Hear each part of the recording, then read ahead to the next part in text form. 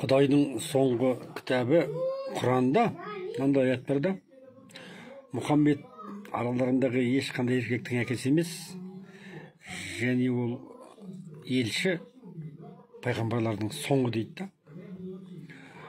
Енді осыны шала түсінген мұсылмандар енді елші болмайды дейді да. Бұл аятта өздерін көріп тұрғандай елші болмайды деген сөз жоқ. Пайғамбарлардың соңы дейді. Және Алланың елшісі дейді. Міне, енді осы жерде тура айта кететін жағдай, мұсылмандар куәлік істейді. Айтады, шахада. Ла илаха илаллах Мұхаммеден Расулаллах дейді. Алладан басқа Құдай жоқ, Мұхаммед оның елшісі дейді. Бірақ Мұхаммед оның пайғамбар деп айтпайды. Неге? Өйткені пайғамбарлық тоқтады.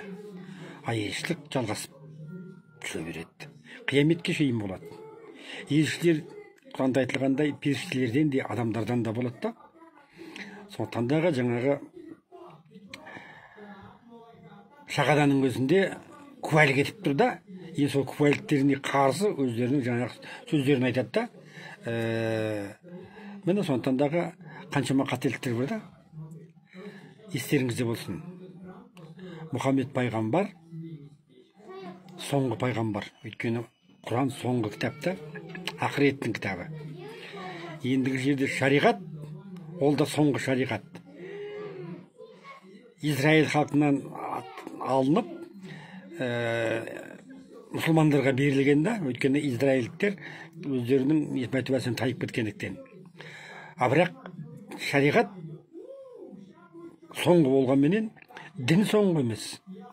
Дін қияметке шейін өріп өсіп жалғаса береді.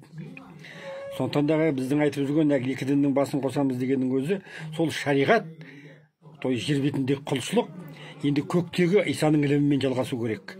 Әйтпесін болса осы жер бетінде қалып қоясыңдар. Ол бір. Сондықтан да айтамыз ғой, мысалы, мен Алланың елшісімін десем, мен жалғыз емеспін, әлі де болады елшілер. Түсіндіңіздер ме? Қияметке шейін болады. Сондықтан дағы шатаспаңыздар, ақиқатты бұрмаламаңыздар. Соңғы шариғат ол ислам. Онан кейін тарихат көту керек, онан кейін мағрифат көту керек, сонан кейін барып ақиқатқа жетесіңдер. Қазіргі уақытта ақиқатта әлі жеткен жоқсыңдар. Міне осы қағиданы ұстаныңыздар, дұрыс болады. Ақиқат осы.